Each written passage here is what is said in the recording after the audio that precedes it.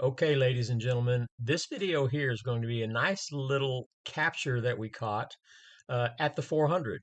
We're going to go back in time. This was my first day on this location, and you guys have known there's been a lot of videos put out from this location and a lot of videos put out by me from this location and all the activity that we had happen there. This is about my first day there. So this is an overview of the map, and you can see that the creek is in blue. The red line drawn from right to left is the trail that you would take down the ridge from the upper area down to our campsite. And the red cluster between the trail and the creek is our tents. That would be our campsite, our base camp. And all the way to the left, you see a sandy area. That is the beginnings of the cove. The creek runs into a cove, and that's where a lot of the footprints were found. So this thing that happened where we caught a thermal of something in the creek deals with footprints found in the cove our first day there. And so let's get into that. So here we are a little bit closer. You can see the arrow pointing to our base camp area. So what happened earlier in the day, there were some footprints found out in the cove at the end of the creek where all the silt dumps out towards the lake. So there were some footprints found that we casted. So we waited until the evening to go out to retrieve them. So it was around midnight. It was around midnight when we headed back out to check the plaster casts.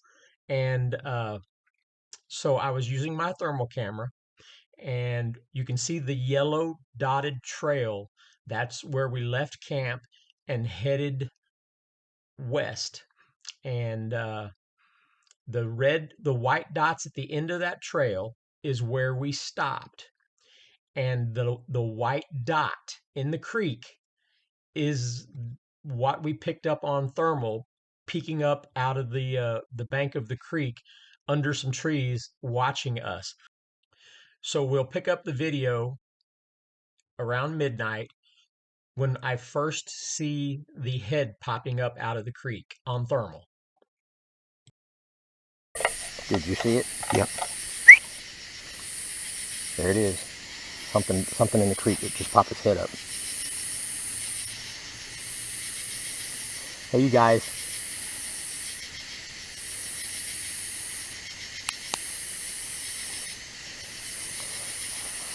Turn your back in that direction. See it? There it is. Yep, there it is. There's something popping its head up the creek.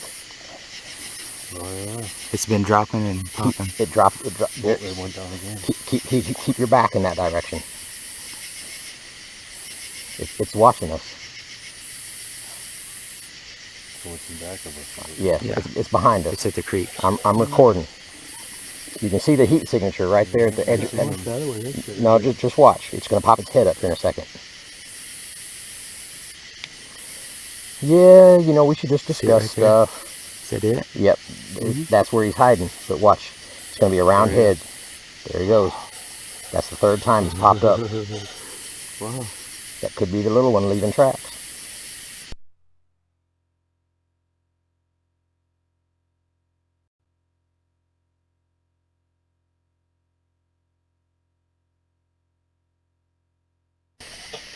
This is what we're hoping for. We need to get a full body shot though. Now I've seen all kinds of wooded animals. They just don't hide. They just they meander around. I see them walking around. I never see, unless it's our target species, they're always trying to hide. Other animals don't try to hide. They just walk around and you can easily identify them. The way it popped up, and it's still there. You can see the heat signature still. Yeah. He dropped. When we looked at it for the first time, he just dropped. And then popped back up, and then dropped. There it is. You can see it there.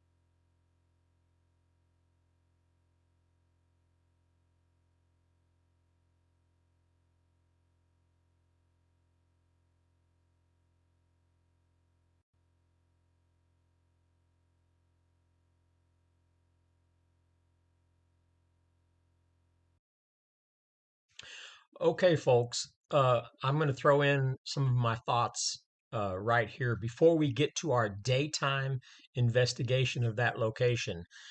3 or 4 years prior to this, I had an incident happen at Bennett Springs, Missouri, on some trails that we were not supposed to be in after dark, but being researchers, we were. And I captured, I believe, more than one subjects in the brush, and one was a little one with my thermal camera. Uh, and the way it moved, it was slowly dropping its head to where you couldn't visibly see it moving. All I saw was a head and one shoulder looking over some thick brush, and it was slowly dropping. It took a couple of minutes for it to move down behind the brush. That's the first time I actually witnessed the kind of behavior of them moving like a sniper. So it was with that experience that we were walking down this trail on this first night, going to retrieve those tracks that were casted earlier in the day. And uh, when I saw that head popped up out of the creek, the moment that I told the fellows, I said, "Hey, I think we've got something. Come back here." When those two guys at the head of the pack did an about face, the moment they stopped and did an about face, the head at the edge of the creek dropped immediately and dropped incredibly fast. And that's where me and Shane were like, "Oh, it dropped." And it dropped because of the way they moved. The two other gentlemen with us, the way they moved.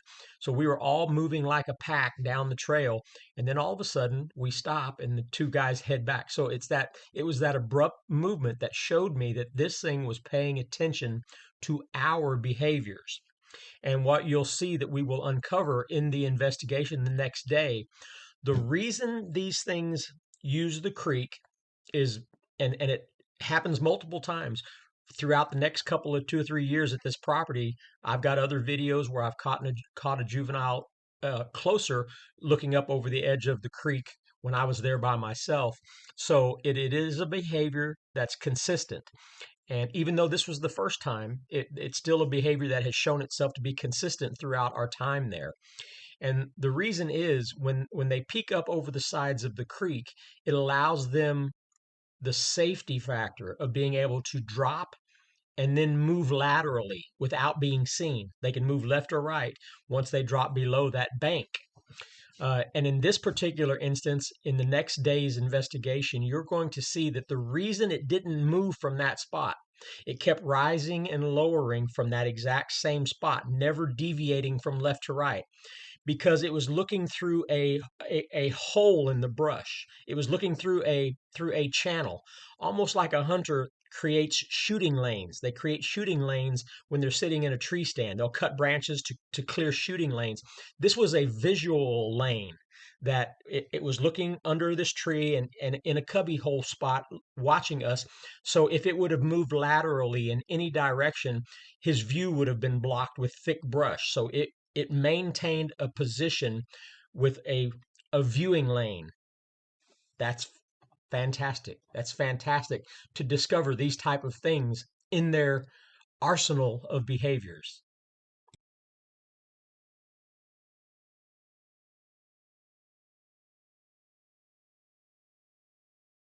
Okay, I'm going to start recording.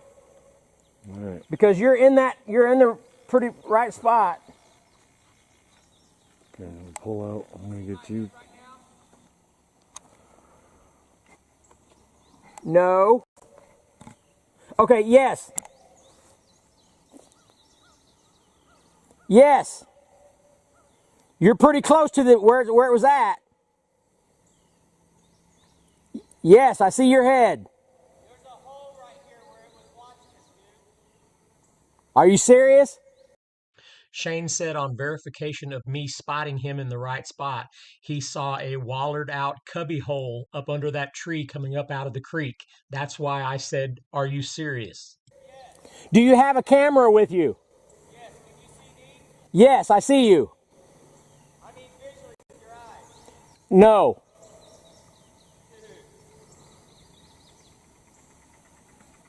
Dude. You're about where it was. This is where I am. Yeah, I see you. I'm just inside the trees. And it's all trampled down in here. You can see where some came in and left. That's where he was. This is awesome. Yep. Alright, I'm gonna go back where I was. Pop up and down. It looks like you're right now. Right now, it looks like you're popping up. There's a trampled down spot right here. That's where he was laying, or wherever he was at. Check this right here. Yeah, that's it right there. So we're going to show Shane in the same spot for size.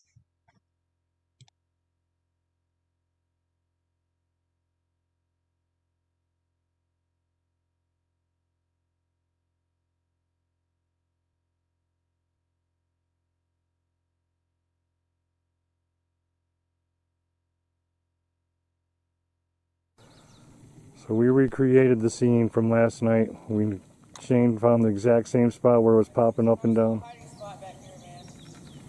Nice little hiding spot. So we got it. The recreation worked out perfect.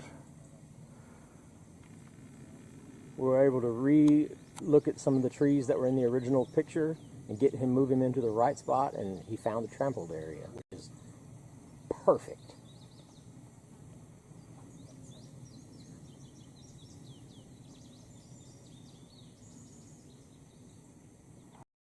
So this all took place at this point on this map. Us on the trail looking northwest.